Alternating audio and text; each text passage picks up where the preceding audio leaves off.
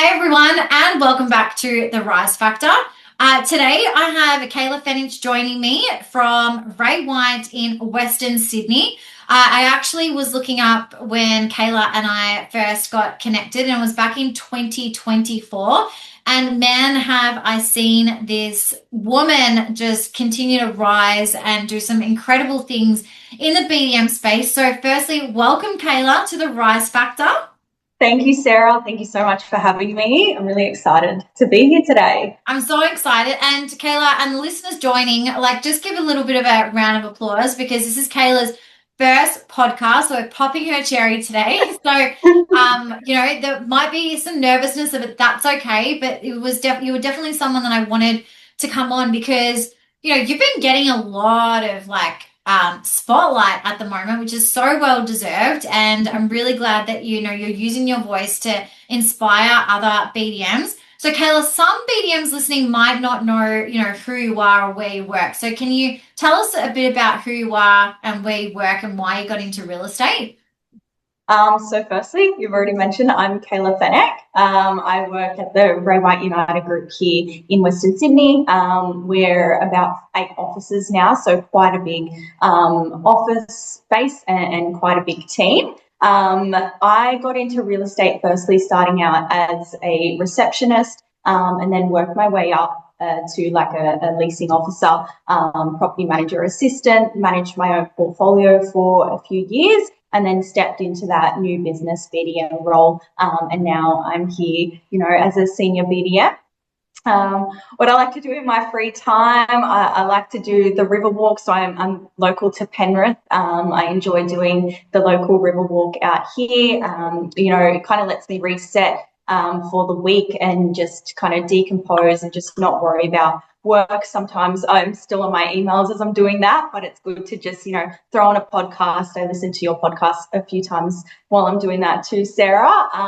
But yeah, in my free time, some hobbies I like to do, go shopping, get my nails done, those sorts of things. Yeah, I love that so much. And thanks for giving the plug on the podcast on our podcast. I love that. Kayla, you stepped into the BDM role early 2024. So you've been in the role now for a good 2 years. Yeah. And I think, some would say you're still relatively new to the position, but you're hitting some really strong numbers. What did you do before that made you move into the real estate world? I came into real estate straight out of school. So I applied for a job and was employed just before I finished my HSC. So I was just, within my family and growing up, my parents had investment properties and we were involved in like the property world a little bit. And I did take an interest into that. So I didn't know what I wanted to do out of school. I was kind of just going through the motions, doing my HSC in year 12, and I really didn't know what career, if I wanted to go into university or anything like that. And one day my mum was like, why don't you try real estate? And I was like, you're right. So applied for a few jobs and then landed the reception role, and the rest is history. Yeah. What do you love most about the BDM role, Kayla? I like the chase and I like the feeling of winning, obviously, as well, assisting investors, seeing how much we can get return wise and maximizing their investments. Mm. And do Yeah. you feel like because you grew up in an environment where, your parents already had investment properties, it like really entrenched some, passion and dedication like for real estate before you'd even started working in the industry? Definitely, yes, yes. I'm very passionate about my role, and I feel I do kind of take that into when I'm speaking with my clients and sharing the word, I guess, about my role and things like that as well in Yeah, conversation. I Mhm. love that. Okay, so let's go back to the start of 2024. Walk us through your journey. What did the first few months look like when, before things started to really click for you? First few months, it was a little bit on the slower side. You think that, oh, like, is it really going to work out? Trying to learn the fundamentals and the basics of what you need to do, I guess, as a BDM, learning those steps. But the biggest thing I learned is to stay consistent and not to take rejection so hard. So obviously within our space, there is a bit of rejection that you do get, on those phone calls and things like that, but you just have to push through, stay consistent, doing the amount of calls that you need to do each day. It's going to keep you motivated and keep you on track for your KPIs and goals. Yeah, I love it. So, Mm-hmm. what does getting good numbers actually mean to you? Is it purely just listings that you've won, or is it more than how you measure your own success? More about how I measure in my own success. So, really working on knowing your conversion rate when you're going to appointments, really honing in on knowing all the information before you even go out to an appraisal when meeting clients, just so you're prepared and equipped. But yeah, in terms of numbers, my biggest thing is knowing your conversions, knowing what your goal is that you want to reach, and then breaking that down into your daily. So that way, if I do this each day, I'm going to get to my end goal at the end of the day. Yeah. And how do you track your progress week to week then? We do. I send off a weekly report to my head of department each week, and it's a really good overview because I have it up on my computer each day, so that way I can see each time I sign a listing, I add it onto my tracker, and it keeps me motivated to see them coming in. Yeah, for sure. What would you say has been your biggest win so far as a BDM, and what did it take for you to get that biggest win? Mm-hmm.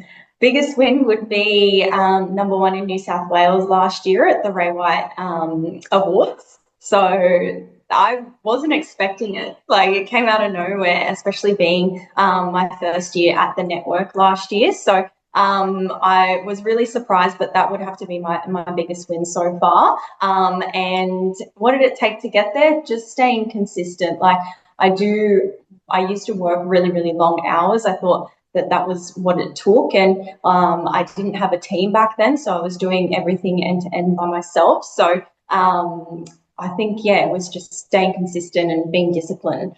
Yeah. Well, firstly, congratulations again on your award. It is a massive milestone, especially because, like I said, some would say that you're still quite new to the BDM role. Yeah. I want to talk then about winning in Sydney, because Sydney is its own beast, and the Yeah. market, the people, the investors. How would you describe the landscape that you're working in? Fast paced in terms of the clients. They're every clients these days are getting a lot more. They want properties leased, right? They want things happen quickly, and they want a good price. They're hearing things in the media. They're hearing that demand for investment properties is quite high. That we're having lots of tenants coming to open homes. Sometimes that may not be the case, but their investors are wanting things to happen quickly, and we've got the team and the database to kind of support that. Yeah. And at the moment, Kayla, are investors coming to you with confidence, or are they nervous? Where are they coming from at the moment? At the moment, a bit of nervousness, especially with the negatively gearing side of things.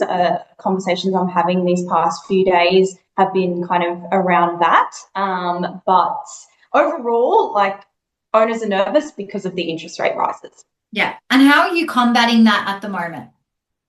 Like I was saying, and we've got quite a large database, and getting your advertising and marketing right, being able to share the team that we've got, the sheer size, the service that they're going to receive, all of that sort of stuff is how we're able to combat that.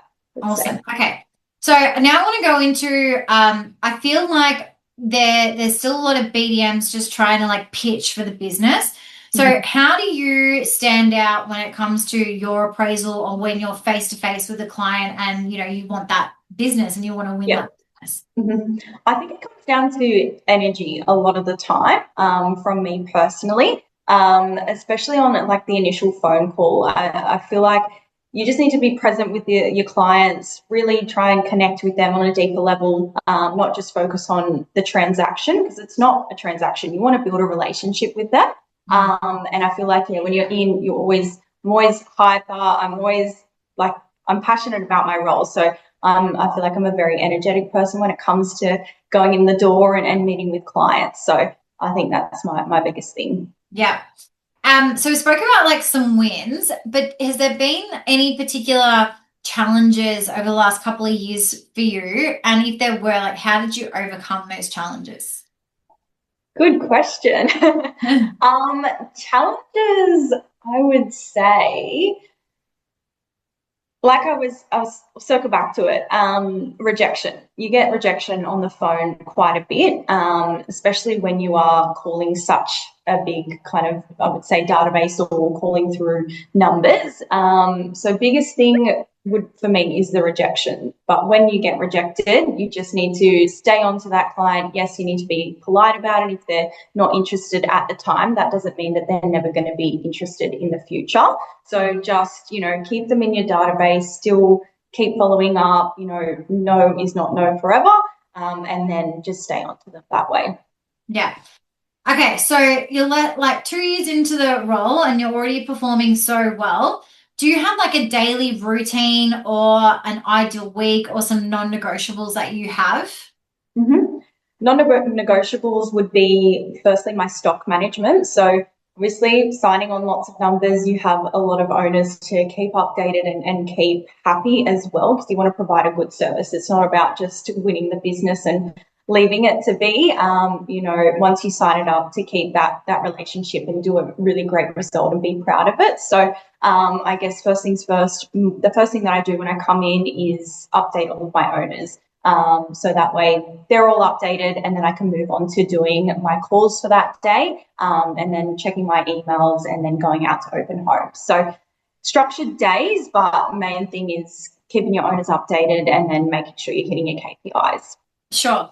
And do you have like certain KPIs that you have created in terms of like how many leads that you need, how many appraisals, how many calls? Like, have you set certain KPIs for yourself? I have set certain KPIs for myself. The biggest one that I do have is the calls that needing to make. So wanting to make over a certain number of calls each day. Obviously, with the appraisals that comes with, you want to be able to get in the door as much as you can. But just making sure that getting those calls done is the biggest thing. What's the largest amount of calls that you've done in a week? In a week, I would say, I think it's 450 in a week, including Whoa. Saturdays. Yeah. That is huge. Okay, so I've asked this question to a few BDMs. So my biggest week that I ever had as a BDM was 276. And I thought that was impressive. And so you've just like nailed that under the park. So well done. Thank you. That's amazing. So many conversations. So, Kayla, can I ask a question, right? So, who are the people that you're calling? Like, obviously, you've got a big team, and so was there a lot of data that you already tap into, or are you getting a lot of new leads coming through? Are you a mix of like organic and self-generated leads as well? It is a very big mix. So there's a few kind of not incomes. There's a few lead sources that we do have. I have a few good relationships with brokers as well. So any clients that are purchasing, I get a few of those clients reaching out to me. Personal, the social medias do work, so you need to stay consistent with that, having leads come through there. I get obviously the fair share of the office leads that are coming through. We've got a few BDMs and our seniors as well. So that's shared around. And then our sales team. So any properties that they're selling to investors, I get a share of that as well. But there's a few kind of income stream, few lead streams that we do have coming in. Yeah, I love that. Has there anything that has surprised you about the BDM role? Oh, making me think back to my early days now. I would say there's not a lot of awareness or education, I guess, before you're in the industry about what a BDM is or does. You just think it's either sales or property management. Like you go on to be a property manager or you go on to be a sales agent, or at least that's what I thought. So I wasn't really aware of the BDM role until I was working in the industry and then coming across the new management side of things. But one thing that did surprise me is that, like I was saying, it's closer to a sales role than it is to a property manager role. Mm. Yeah. Yeah.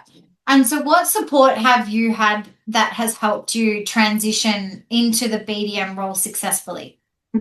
I would say my head of department, kind of understanding what things you need to do, like your KPIs, hitting those, the conversations you're having around that, has really helped me and supported me. And then as well, not taking no for an answer or not taking the rejections as hardly as you might when you first start out. Yeah.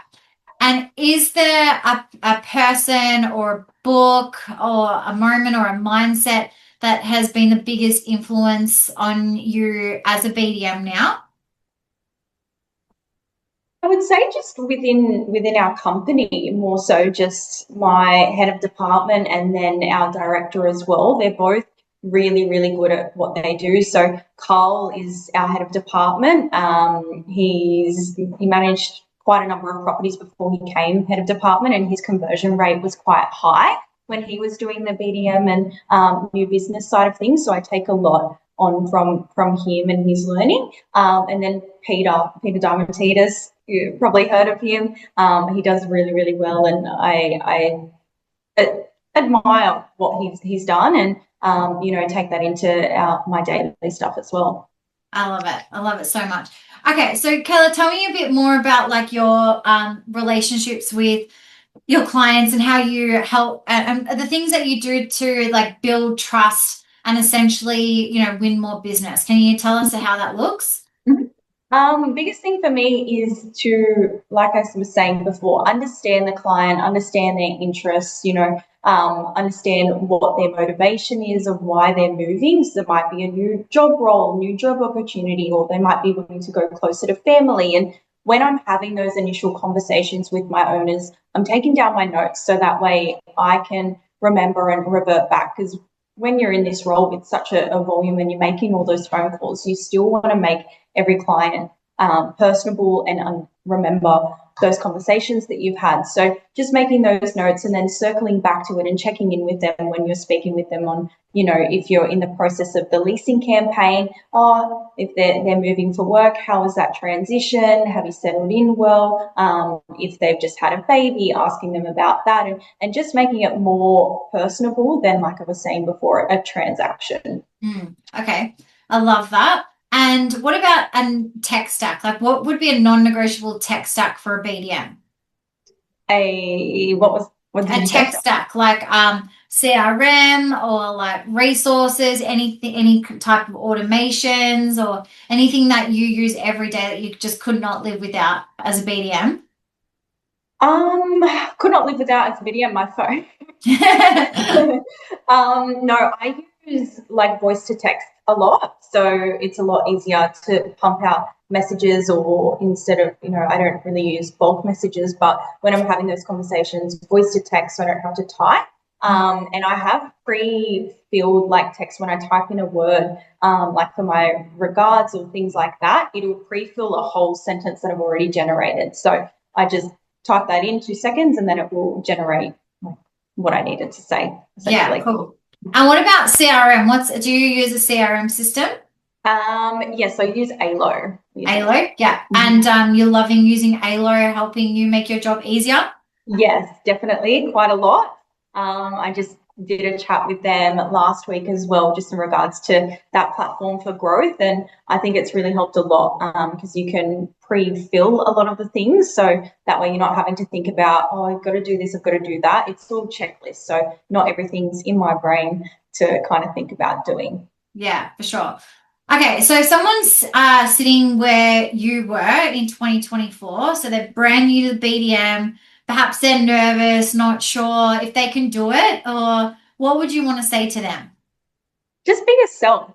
You don't want it to sound like it is a transaction or that you are just reading off scripts when you're first starting out. Just be yourself, let the conversations happen naturally. Obviously, you want to touch on key points when you are speaking with clients because you want to understand about them as well. But yes, just be yourself. And like I was saying before, don't take rejection as hard as you might at the Yeah. start.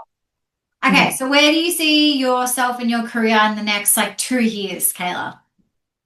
A lot can happen. I don't know. Like obviously hoping to be still number one, in New South Wales and hopefully internationally. But I just want to keep doing what I love, keep hitting those numbers, and just see where it takes me.